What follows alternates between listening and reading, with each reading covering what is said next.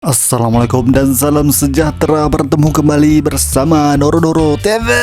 Jujutsu Kaisen 215 manga chapter review. Alright, tanpa membuang masa, jom layan video ni bersama my best friendo, my brother Todo Boogie Woogie. Let's get it.